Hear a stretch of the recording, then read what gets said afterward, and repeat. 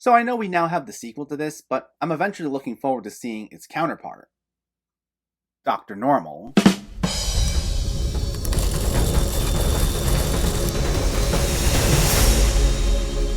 What's going on, everyone? Welcome back to my channel. Now that Doctor Strange in the Multiverse of Madness is out, I also wanted to discuss its predecessor, 2016's Doctor Strange. Before I begin, let me know in the comments what your thoughts on this movie were, if you already saw it, or if you were planning on seeing it, and make sure to hit that thumbs up button if you like these reviews, as it helps me out immensely by getting my content out there. And if you're new here, I hope you consider hitting that subscribe button so you can stay up to date with more movie-related content like MCU reviews on a near-daily basis. But let's not waste any more time and let's talk about Doctor Strange. This stars Benedict Cumberbatch as brilliant neurosurgeon Stephen Strange.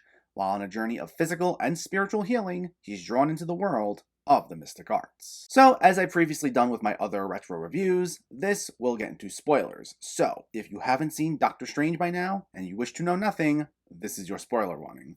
Go watch the movie, then come back to this. But now that you've been warned, here we go. This is directed by Scott Derrickson, who also co-wrote the screenplay with C. Robert Cargill and John Spates, and it's the 14th film in the Marvel Cinematic Universe, being the second film into Phase 3 after Captain America Civil War. And it sees the introduction of a character who's had something of a cult following for some time, but was never seen in the mainstream, like many of the other heroes in the MCU we now know and love. Which is something you have to give this cinematic universe a lot of credit for. Say what you want about their films having this more of the same vibe at times, and we'll get to that, but they've done a very good job at taking a lot of characters who were once considered B and C-list tier heroes and making them just as popular as longtime staples like Spider-Man, X-Men, and the Fantastic Four. And now we have Doctor Strange joining the likes of Iron Man, Guardians of the Galaxy, and so many others who were once not quite that beloved, but is now an integral part of this universe. Now, this actually isn't the first time a Doctor Strange movie's been made, as we did get a TV movie in 1978.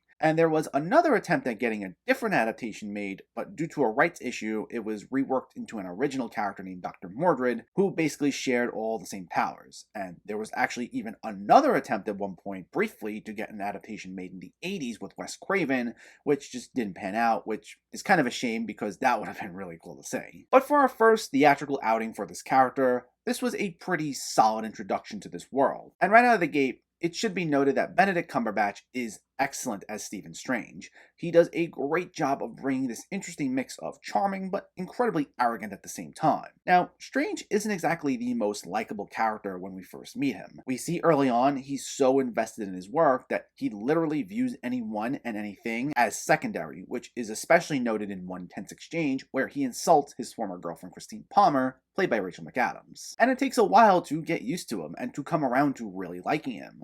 Like, even when he first gets into contact with the sorcerers at Kamar-Taj and begins training in the mystical arts himself, that arrogance is still the domineering factor about him for a good bit of time. And even when he comes around to seeing what he's capable of and what's out there in the world that he had no clue about beforehand, it doesn't suddenly humble him and he becomes this big softy or anything. In fact, one can almost argue he never truly humbles himself. He definitely gains some perspective by the end of the movie, and he does lighten up to a degree, but there's always still that sense of that guy who thinks he's always right and he always knows what's best. And while that might not seem like the ingredients for a compelling lead character, and I hesitate to call this a traditional hero's journey, you do see deep down he does care, even if that sometimes can be misguided, and he's obviously not a bad guy. And Benedict Cumberbatch brings that out gracefully, along with bringing such a sarcastic wit and a great confidence that it makes Strange such an intriguing character to follow. And going along with him is a solid supporting cast. Chiwetel Ejiofor is a big standout as Mordo, who is this rigid, stoic fellow sorcerer who plays things heavily by the rules and tries to act as a balance to Strange's arrogance. The two repeatedly butt heads, and while much of Mordo's dialogue, due to the way the character is written, does consist of platitudes about being careful and following the rules, Ejiofor is another one whose delivery can truly elevate the material, so it made his scenes with Strange to be quite gripping. And then Benedict Wong as Wong is also great here. It's interesting going back to this film, after seeing how much fun he can be bouncing off so many other characters in Infinity War, Endgame, and even his brief appearances in Shang-Chi and No Way Home, how much more reserved he is when you first meet him here. He does have some of that fun sense of humor that makes him so enjoyable in the later films,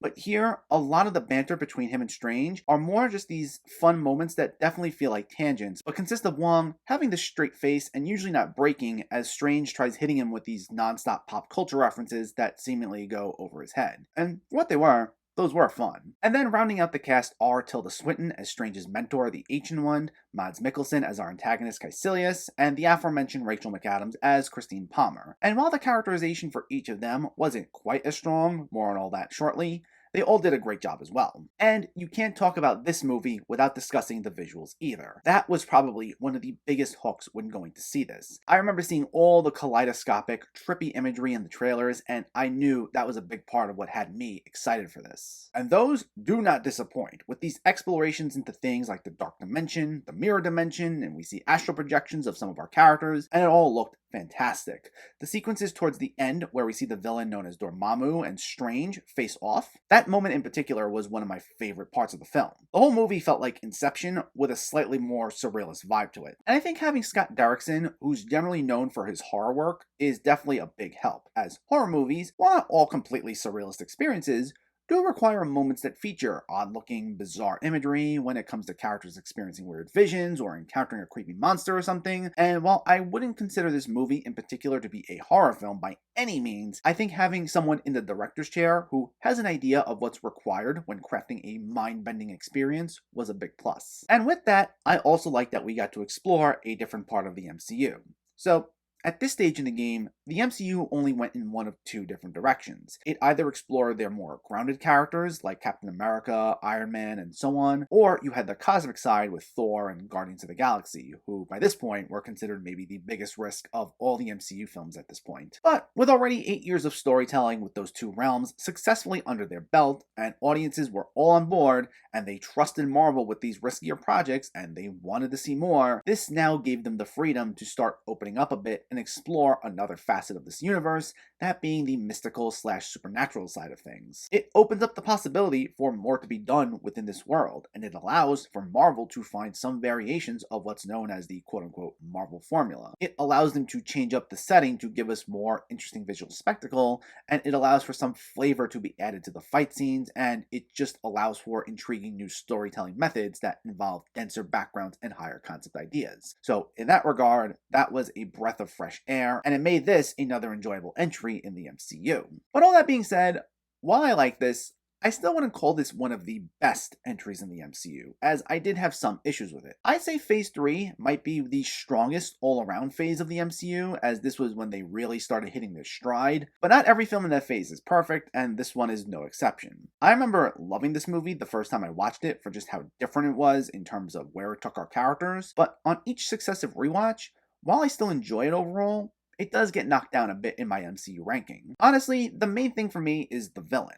Now, don't get me wrong, Mads Mikkelsen is a great actor. I find him to be pretty underrated in general, as you don't hear his name come up all too often outside of film circles, and he plays Caecilius the way he plays any other villainous character he's played in the past, with a great sinister edge combined with a stoic coolness that makes you intrigued in a way that only Mads Mikkelsen can do. However, when you get down to it, there's not much to this character's personality. In fact, he once again plays into a problem the MCU notably has had when it comes to their villains, and is something that's part of the MCU formula, where the villain tends to be underdeveloped and is just a copy and paste version of the hero. Throughout the film, Mordo and the Ancient One often make comparisons between Strange and Caecilius, saying how they're both arrogant and they question the Ancient One's teachings, but the only difference between the two is that while Strange's motivations are primarily in his own interest, as he wanted to just heal his hands and get better at the mystic arts and not really get involved in anything with saving the world, Caecilius, on the other hand, got so disillusioned that he went to such an extreme where he started serving Dormammu. It's a very familiar character trope. We've seen this I don't know how many times before. And while Mikkelsen does what he can, even getting in one moment where we get a pretty funny exchange between him and Strange where he keeps getting his name wrong, Caecilius is honestly one of the most forgettable villains in the MCU. Like, quite literally. Like, there are times where I honestly forget about him altogether. Like, when I think of this movie, I remember the Dormammu scene a lot more clearly than I do anything involving Caecilius, even though he's actually the main villain of the movie and not Dormammu. Likewise, even though I said earlier we don't 100% go on a hero's journey with Strange in the film, as he's still a pretty arrogant man by the end of the movie, and it's not like he totally changes his ways and humbles himself, we still follow the hero's journey to a degree. Like, as much as this finds a variation of the Marvel formula, it still plays a little into that to a degree once you get past some of the flashy imagery and changing concepts. And you tend to notice this not just through its carbon copy villain, but especially in the way it montages through things, particularly during Strange's training. Like, we see Strange quickly go from someone completely not understanding anything related to the mystic arts to being able to learn on his own pretty quickly, and we get quite a number of time jumps where we speed right through his journey. For the sake of time, obviously, you do want to get him to a point where he kind of knows what he's doing pretty quickly,